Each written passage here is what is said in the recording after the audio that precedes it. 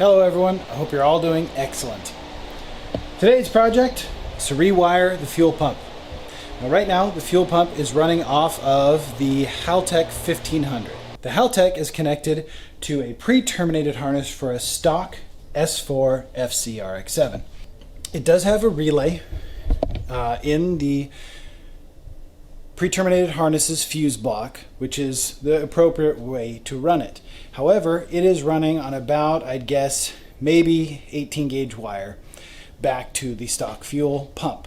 Now, actually I have an upgraded fuel pump, we'll talk about that later, but that would all be fine if you're running the stock fuel pump, stock fuel injectors, and just needed the regular volume of fuel. I don't think you would be taxing too much the electrical system delivering the current to the pump. However, I'm running a Walbro 450 LPH liter per hour E85 compatible fuel pump. Now right now we're on a base tune, can't get above 3 pounds of boost, can't get above 4,000 RPM, so it's been fine. But now it is time to wire in 10 gauge wire connected directly to the battery, so it gets an isolator from the charging system, and when the volts increase with RPMs, that gets put into the Walbro pump, which then responds by increasing volume of fuel headed out. So in order to do that, I need to wire in a relay to the back, which will be triggered by the stock Haltech output, so that'll be easy. But we also need to pass through the 10 gauge wire into the gas tank. So that means we have to go through the top of the fuel hanger. So right now, let me show you what I've got pre-set up for our installation today, and then we'll get right to it. So I've relocated my battery, and I just replaced my old off-the-shelf O'Reilly battery with a Optima yellow top. I'm very excited about this because we put that poor EverStart battery through hell and back over the past year working on this car, and it is just not cutting it anymore. So I just put the new yellow top in place. This is where we're going to be connecting everything. I've already taken off my battery terminals, and I just have the different connections taped out to the side so they're out of the way. Back here, I've already ran my clothes hanger line up underneath the carpet into that compartment so I can pull through my wires when I'm ready. And here's where I'm going to access the fuel hanger. If you're wondering why it looks like this, check the link above, because we installed a bunch of Noiko sound deadening and it sounds great from this installation, and I still have easy access to my fuel hanger. So now I'm going to go ahead and pull that out. Alright, so the fuel hanger's out. I have it over here just in front of the big crazy fan just to dry it off when I'm working on it, and we'll come back to this in a minute. So right now let me show you a little bit about the wiring. Okay, got my usual station. So here's a tricky thing. Now this is a new pump. I need to put a new pump on because I psyched myself out. If some of you haven't seen the previous videos on this channel, basically what happened was if you're running a rotary high performance, you need to run premix. It's oil goes in the gasoline. I was running E85 with premix for 91 octane. It was just an accident, but it gummed up my injectors, and I'm worried that it did damage to the fuel pump as well. And when I look at the fuel sock, which I have a new one right here, from that old pump, it's just caked in. So I have a expensive new Walbro 450 LPH right here that I'm going to be putting in, which I think is the right decision. And anyway, to wire it, what's tricky is this portion where it connects in is sealed, and it has these wires here. They don't feel like normal wire when you touch them and move them, so I'm not sure exactly what these are, and I'm sure this is a fuel safe coating. So, but from this connector forward, I want it to be 10 gauge. Now the wiring kit that it came with did come with a weather pack style fuel safe connector with all these grommets in here, and so far I've actually been able to get a 10 gauge wire into this, and let me show you how I've done that. So here's the crimp connector I need to use. Here's a piece of my 10 gauge wire, and you'll see that I cannot make that fit. What I've done here is I'm going to strip this back and then use shrink wrap to make a thinner layer around here, and then get this into the connector with one of these seals. So I'm going to strip this back, and then I'll show you how it looks once it's crimped on there. All right, so here's how the shrink wrapped section looks. You can see it tapers down because the shrink wrap is thinner. I got a little bit of dielectric grease here to help me get the seal on and also keep these fine copper threads in place, kind of like hair gel. So then we take this on, and because it is designed for, I think, a 14 gauge at max, you really have to be patient and get it on there, but it can go because I've done it already once. Great. And now we can get our connector attached by crimping it on.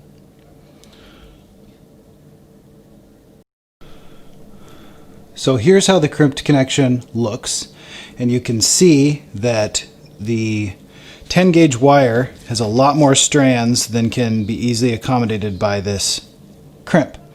So what I did is put some solder around there, but since this is already all assembled, and it needs to be before you crimp it the way these connectors go together, I don't want to burn all this stuff with solder. So an easy trick I've used is, if you've ever seen these advertised, these are low temperature shrink wrap solder connectors, but you can just cut this ring out and you slide it right on there.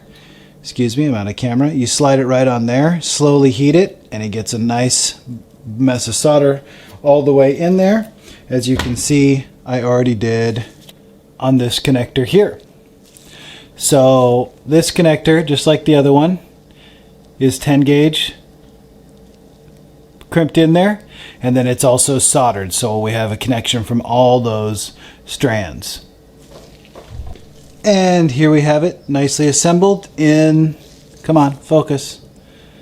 So here we have it nicely assembled. I learned a little bit more when doing this second one that when you want to get this clip on to hold everything in place, it's a lot easier when you have more space there.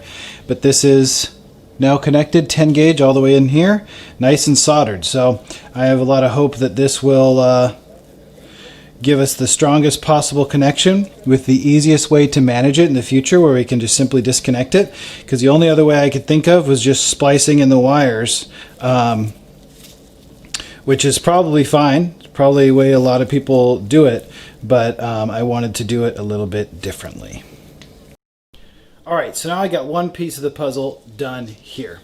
I'm going to leave a link in the description to the Amazon account where I bought this. This kit is great because it comes with this connector.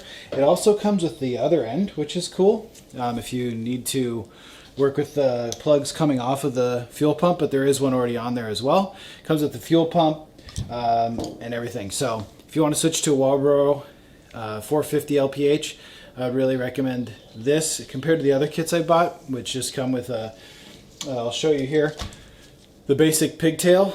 It's really cool to have this one where you can run thicker gauge wire, so that's awesome. Now let's go ahead and get the fuel hanger over here so we can disassemble it and make plans to get these passed through. Okay, so here's our stock fuel hanger. The ground wire comes in on the top here, and this is actually run ground through the back of this piece here, just this metal part of the hanger. And this is all that gives power to our fuel pump, this little pass-through bulkhead connector right here. This little wire, obviously you can see, is a huge change from what we're going to be running in there. So we're going to go ahead and get this disassembled, and then to pass through our much larger wire, what we're going to be using are these bulkhead connectors right here. So these are E85 safe. Let me get them out. These are E85 safe pieces that will pass the wire through there, and then as we tighten down this top cap, it's going to make a seal there. But we do have to drill through the top of our fuel hanger and find room to fit both of these. So I'm going to go ahead and disassemble it, get it into a situation where I can work on it, and we need to find how we're going to pass two of these through. One we could easily do there, but we need to use two. Okay, so after looking at this, I've used the nuts from the bottom of the fittings to space out where I have room to actually drill. and pass through, and it looks like I can fit 2 wires right here without removing anything. I need to figure out how to get this out. And then I've made this little rig here, just some 2x4s, scraps, so that I can rest on top of the without damaging the outlet and inlet for the feed and return.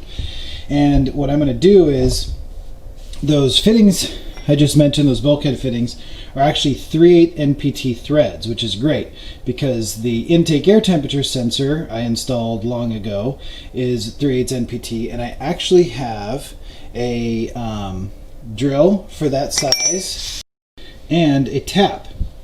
So I can actually thread them through instead of just using that locking washer on the other side. So I think that's awesome. So I'm perfectly equipped for that. So I'm going to go ahead and get this uninstalled and then drill out these holes. Yep. Okay. From here there is no turning back.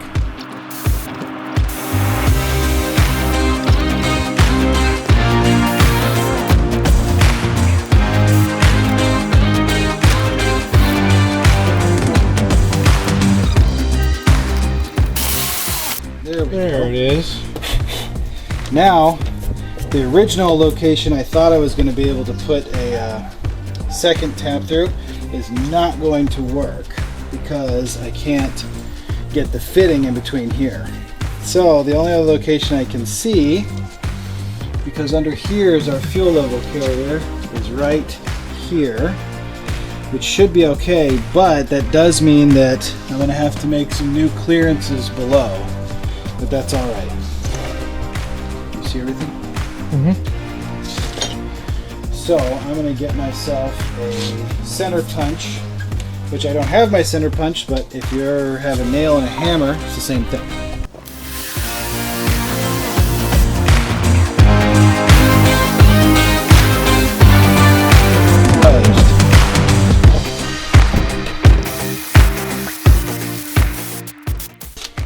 Very, very close. But now we might need to use a Dremel because it's impacting part of this deal underneath. Okay. Which is fine. We got Dremels. Yep. So we can probably take this back in the garage because we basically got our 2 holes.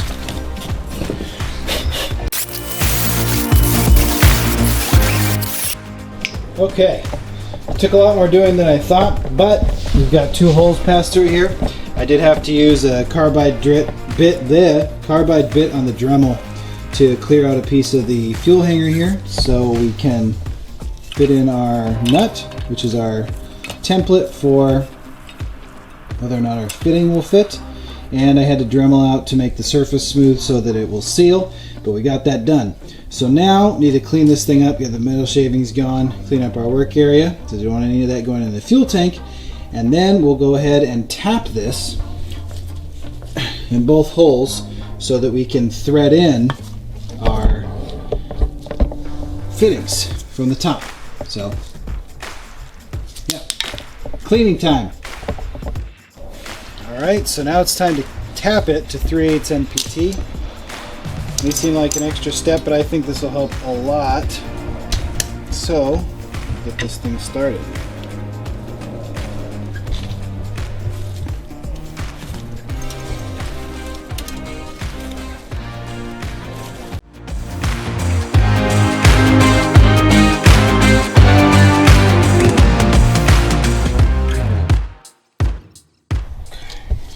Also, just thinking back how many times we've retapped holes in the FC. Yep. Okay, so we got our gear cleaned up, we got our holes tapped, and so these are the fittings broken down all their pieces. So this is the top, and you can see, can you see that? This will crush down on the wire once we put it in. So that's what this top cap is for.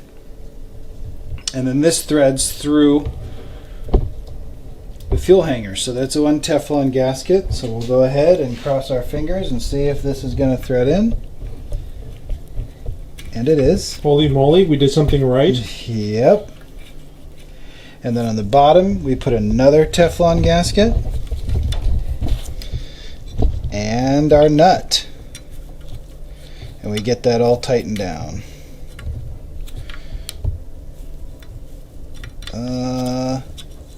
Well, we'll get it, but there we go.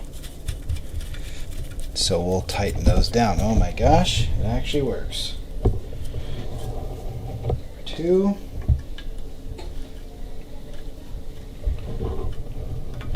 Alright, so we're going to go ahead and get the fuel pump in the hanger. Get all the fittings connected. And then we'll show you running the wires. Just want to say, more garage, 2 for 2. Careful talking like that.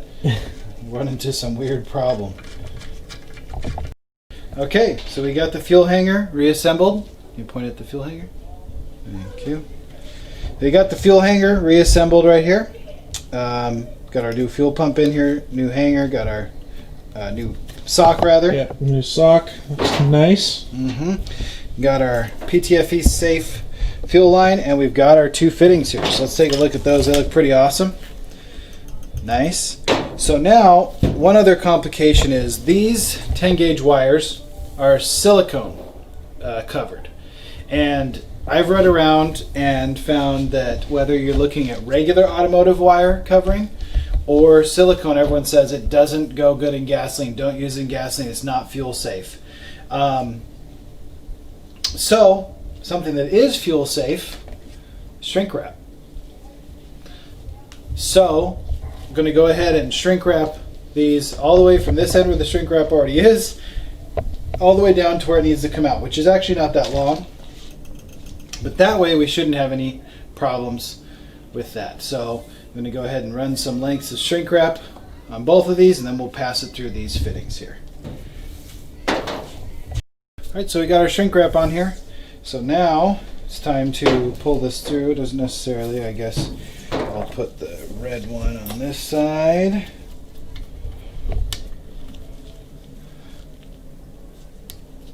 Like so. We'll get the ground on this side. Like so. To make sure that shrink wrap makes it through, because this is the maximum gauge wire for these. It looks like it'll probably make it through. Ooh, that needs to stay in there. Well, you got it. Yeah, there goes the shrinky. Oh, getting cut up a little bit. Okay, there we go. So now our wires are fuel safe. We got the 10 gauge, we've got the harness, we didn't have to splice it in and just, yeah, this is awesome. And click, we're in there. Boom, baby. That's awesome. Okay, so I'm going to leave these just snug on top in case we need to make any adjustments. And now we can drop this hanger back in and move on to wiring up the relay to deliver this power across these beautiful new wires. Okay, so fuel hanger's going back in. There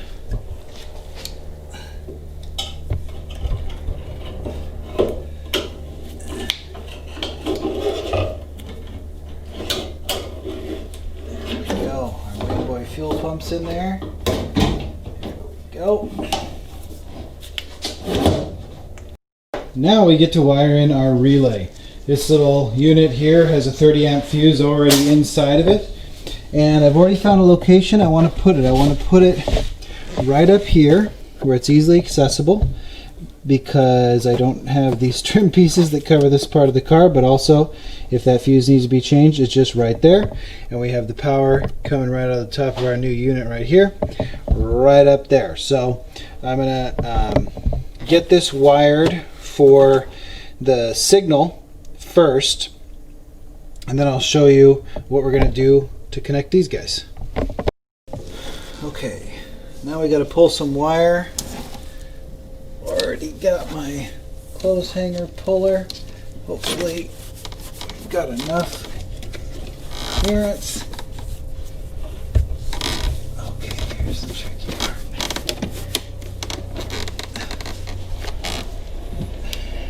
right here. Oh, you know what? We better back this out first. Oh yeah, that's bolted down. Yeah. Okay.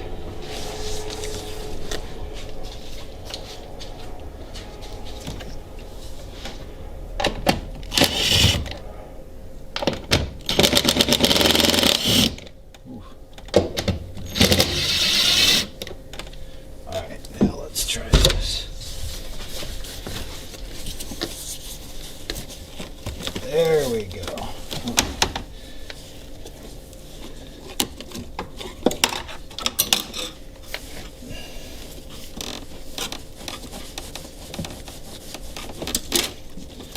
Still a little tight. They're going.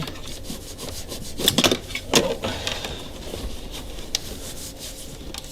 But we got them. There they are. Okay. Well, the big question is, do I have enough? Ooh, just barely to reach from the positive battery terminal back to this relay. I think I can do it though. Okay.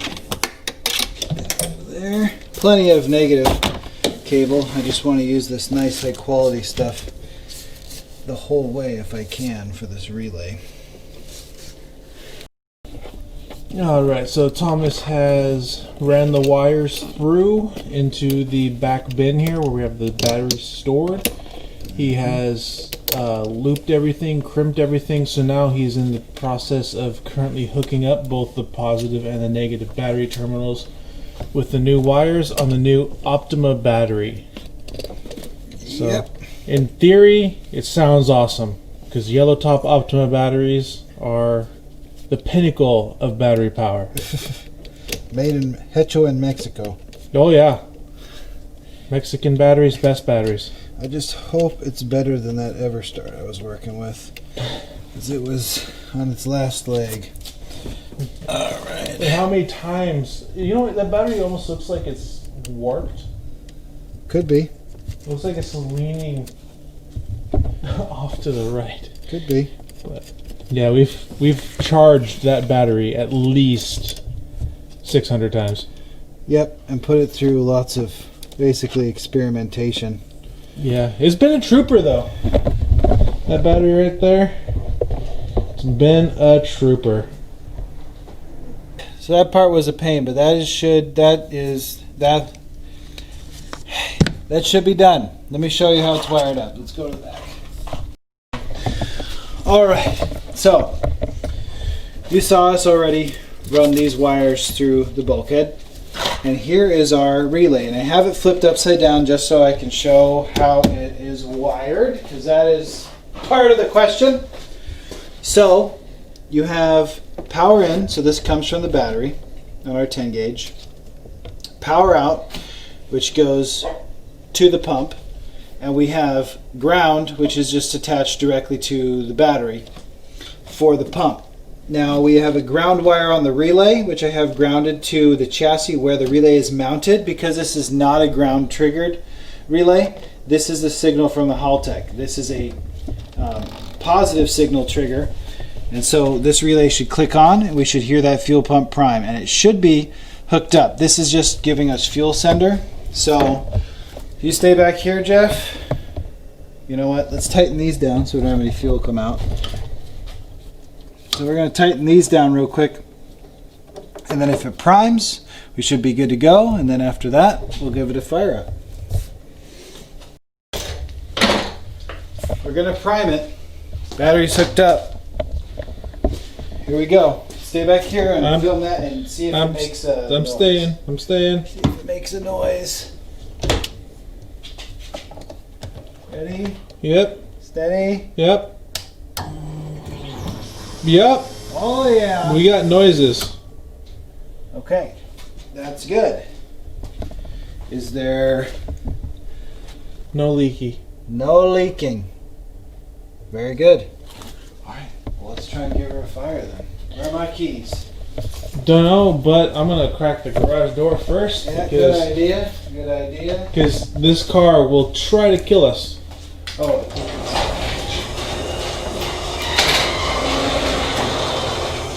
I'll stop right there.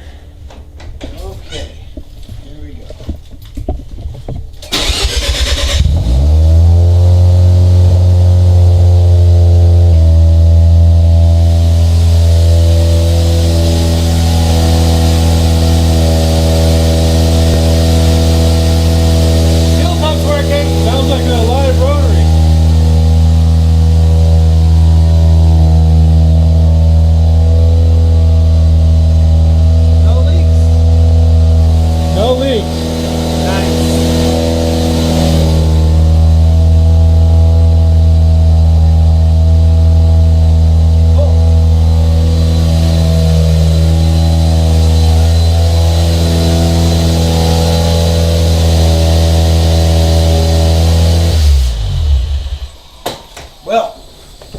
Is it me or is it idling higher than it did before?